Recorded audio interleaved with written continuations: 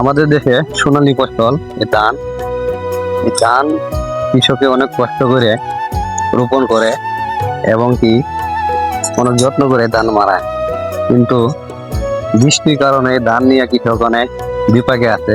প্রচুর পরিমাণ বৃষ্টি হয়েছে, কৃষকের ধান ঠিক মতো নিতে পারতেছে না। আর অনেক কৃষকের ধান জ্বালায়া যেতেছে। আর প্রচুর পরিমাণ পানি হয়েছে, পানির কারণে অনেক কৃষকের ধান ডুবে গেছে, তলায় গেছে পানির নিচে। এই ফসল ধান কৃষক যদি তার ঘরে না উঠাইতে পারে, যেরকম কৃষকের আকাল হওয়ার সম্ভাবনা আছে, ঠিক সেরকম বাংলাদেশেও আকাল হওয়ার সম্ভাবনা আছে।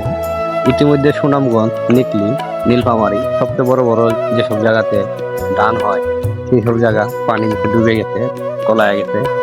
অনেক কৃষক আছে, অনেক কান্নাকুটি করতেছে। তারা এত কষ্ট করে ধান রোপণ করছে, এই ইরি ধান, এই ধান এখন তারা সঠিকভাবে ঘরে উঠাইতে পারতেছে না বৃষ্টির কারণে। এই যে দেখেন কৃষকের কত কষ্ট করে ধান আসতেছে, পানি দিয়ে, পানির মাঝে বুকরা দিয়ে এত পরিমাণ কষ্ট করতেছে, শুধুমাত্র পানির কারণে, অতিরিক্ত পানি হওয়ার কারণে। পানি একটু কম হলে হয়তো কৃষকের আরো কষ্ট অনেক কম হইতো, তারা ধানটি সঠিকভাবে নিতে পারতো। এই যে এই ধানগুলা যদি দু একদিনের ভিতরে না শুকাইতে পারে, সবগুলা ধান জ্বালায় যাবে, সবগুলা ধান নষ্ট হয়ে যাওয়ার সম্ভাবনা আছে।